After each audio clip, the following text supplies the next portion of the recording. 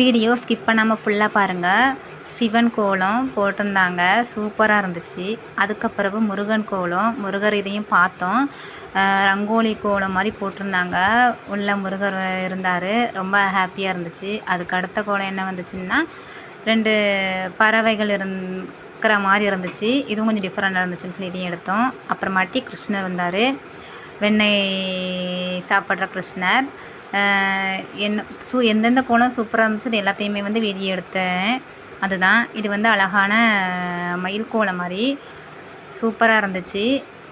எந்த கோலம் உங்களுக்கு பிடிச்சிருந்துச்சுன்னு சொல்லி நீங்கள் கமெண்ட் பண்ணுங்கள். இது இயற்கை காட்சி. எந்த கோலத்துக்கு எத்தனாவது ப்ரைஸ் விழுந்திருக்குன்னு சொல்லி நீங்கள் கெஸ் பண்ணியிருந்தீங்கன்னா கமெண்ட் செக்ஷனில் சொல்லுங்கள். பார்க்கலாம் எத்தனை பேருக்கு எந்தெந்த கோலம் பிடிச்சிருக்குன்னு சொல்லி. அடுத்து பிள்ளையாரப்பா, அந்த அரசேலையில் பிள்ளையாரப்பாவை அழகாக செஞ்சுருந்தாங்க, ரொம்பவுமே நல்லா இருந்துச்சு. அதுக்கடுத்தது முருகர் அப்படி படுத்து தூங்குற மாதிரி ரொம்பவுமே சூப்பராக இருந்துச்சு. எல்லாருடைய கோலமுமே அவ்வளோ ஒரு சூப்பராக இருந்துச்சு. எந்த ப்ரைஸ் கொடுப்பாங்கன்னு சொல்லியே தெரியாமல் இருந்துச்சு. இது ஃபுல் மயில், அப்படி பார்க்குறதுக்கும் அப்படி ஃபுல்லாக சுற்றி மயிலாக இருந்துச்சு. ரொம்பவுமே க்யூட்டாக இருந்துச்சு, ரொம்ப அழகாக இருந்துச்சு. எந்த கோலத்தை விடுறதுன்னு தெரியல. எல்லாத்துமே மேக்ஸிமம் கொஞ்சம் போல் வீடியோ எடுத்தேன்.